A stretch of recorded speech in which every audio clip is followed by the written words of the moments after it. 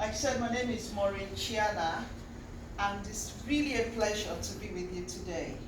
So, what I'll do is I'll start by introducing myself a bit, and then we'll get going since we don't have much time. And I do like talking, and I do talk fast. Right.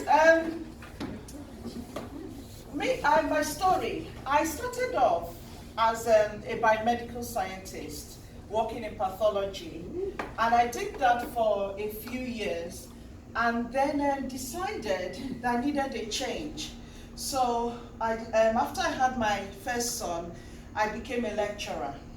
So thank you very much. So I went into lecturing at the university, and I was teaching microbiology, anatomy, physiology, the medical science stuff.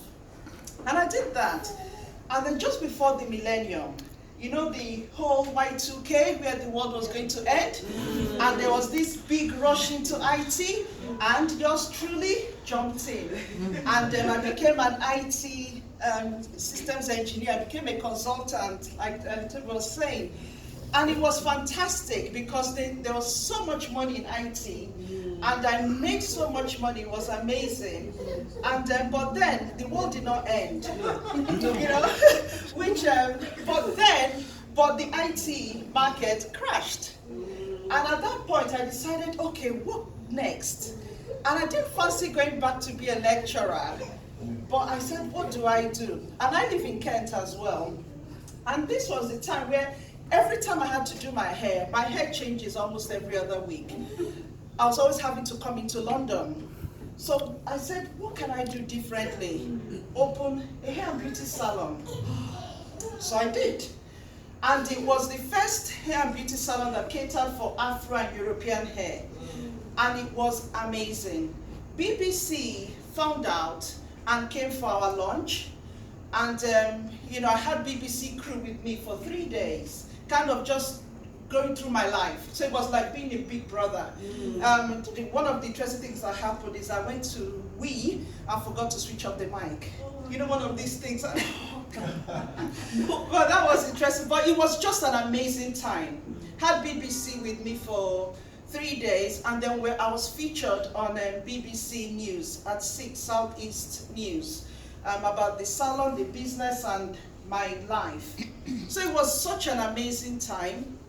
And then one day, I had a meeting. I was in a room with kind of just looking outside. It was a December day, beautiful, lovely day, looking outside at the trees and just really appreciating. And then I just heard Mrs. Chiana, and I kind of settled back and came back to the present. And sitting opposite me in that meeting was a man I can only describe as Gordon Ramsay. He really looked like God, just that Gordon Ramsay look. And the man to my left, I always refer to him as the Grim Reaper. And it was the man to my left that said, Mrs. Chiana, that jotted me back. And he says, my verdict is that you will pay Mr. Michael all the money you owe and his court charges.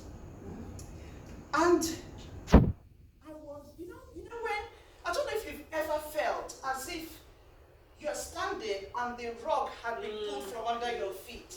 That was how I felt that day. That was the day I came out of the courtroom and handed the keys of my dream to the landlord of the shop I was letting. And what had happened is that business had been thriving, but suddenly, over a period of time, things started declining and I was struggling.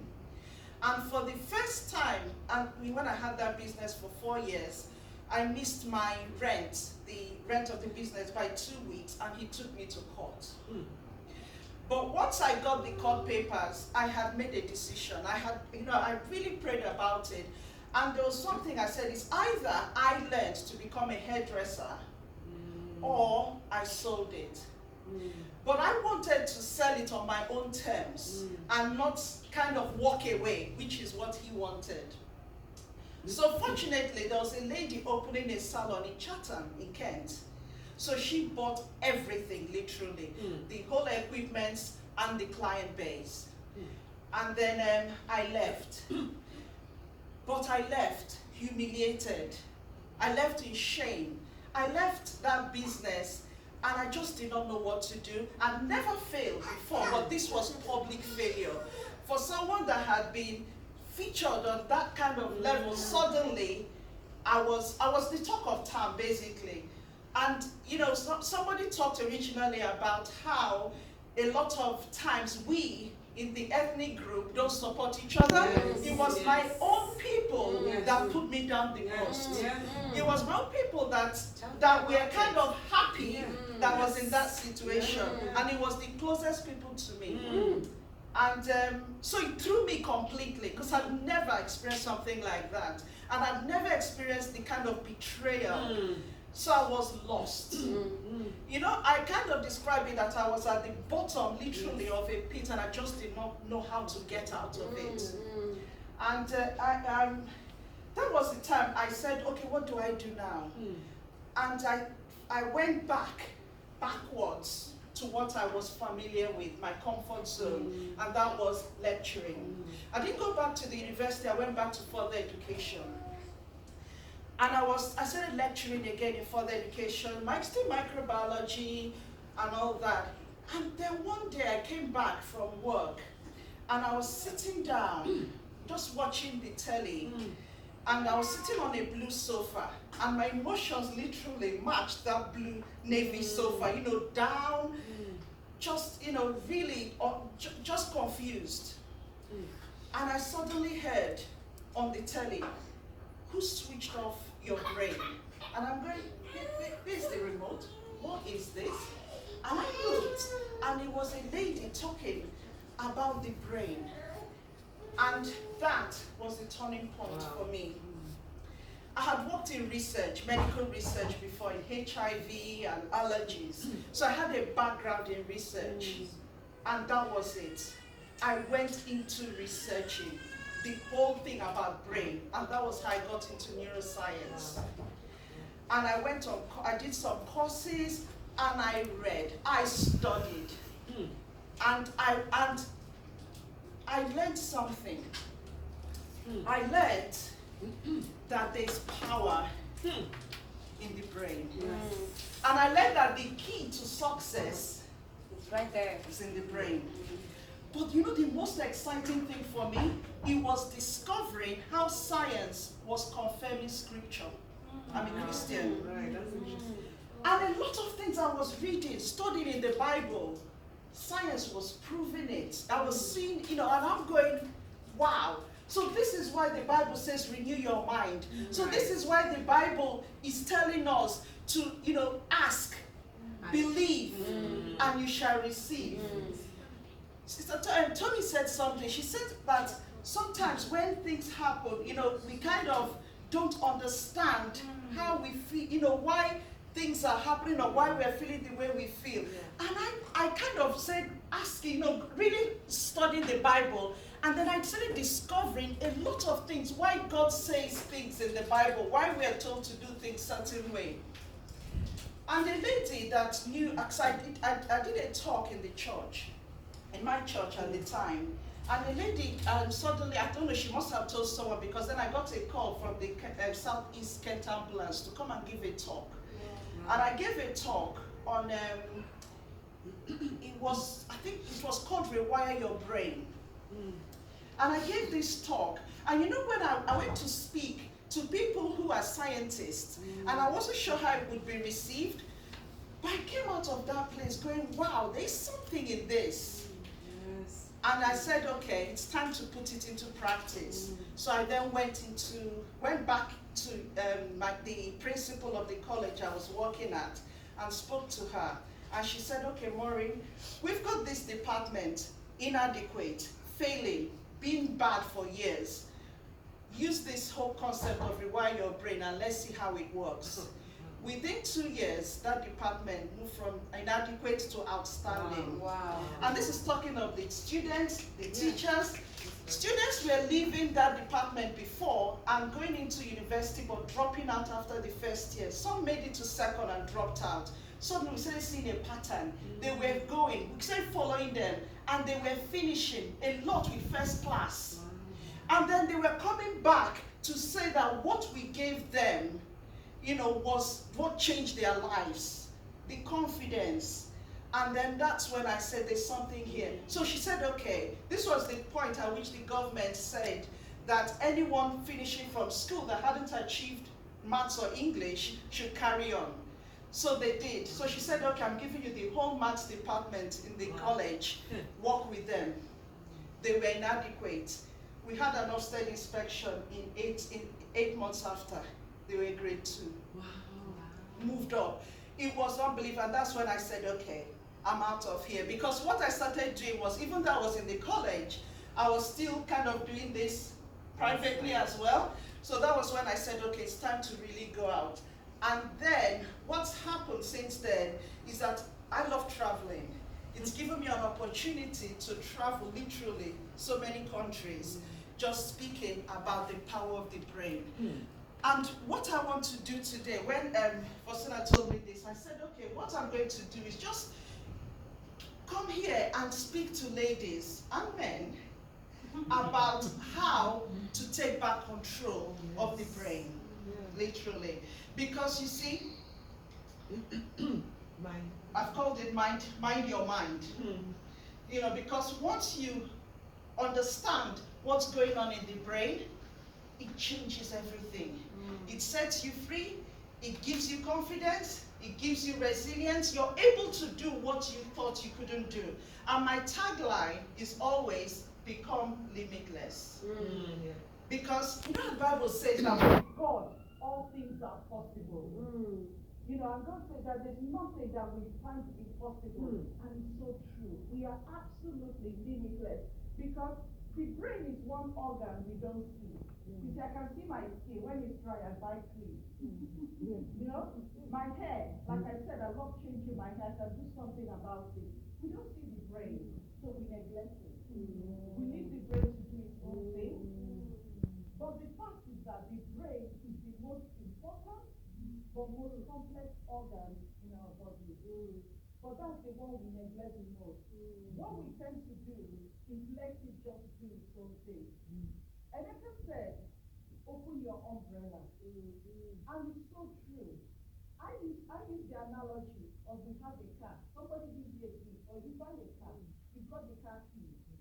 But what a lot of us do is we put the car keys down, come out, walk past the car, and start walking. We leave the key. We've got it. We've got the key. God says, give us the key. We've got the key, but we don't enter the car. Or sometimes we want it to be this auto driving, let it drive itself. But we fact is that we have the opportunity to use those keys. So, just a bit of data, but I'm going to go past this really quickly. I won't discuss it from. So the latest data shows that in universities, we only have about 25 black professors. This was at the time they did this research. Now, in terms of we as ethnic women in particular, Faustina said something earlier on. A lot of times we use things like we're being discriminated against or racism. But and one of the key things for us is just taking that power back and knowing that truly we are limitless. So, but prepare, get yourself equipped. I've been in so many interviews because I do a lot of business consultancy. And when I go into organizations, I sit on interview panels, and it breaks my heart when people like me come in unprepared. Why don't you get yourself equipped? Come in there and show what you can. Or sometimes you have women coming in there and immediately they feel intimidated and it's all what's going on here. Now, if you look at this present logo, can you notice an arrow in their logo? When they designed this logo, the key was to put in an arrow. Some of you might have seen it before. If you have, don't say a word. If you have it, can you see the arrow? No. Who can? So 3.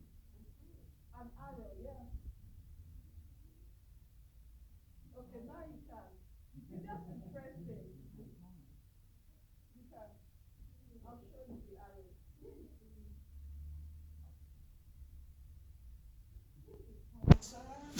Sorry. Pointer. The pointer here. Oh, it's the middle. Okay. Good. Oh, yeah, yeah, yeah. Okay. Oh, yes. Can you see? Now, some people saw that, some didn't. And that's exactly how we see life. Some will see something, some won't. And our perception of life is what becomes our reality, which is interesting. Okay, let's look at this. What can you see? I can see two faces. Good. Okay. A young man and old. Good.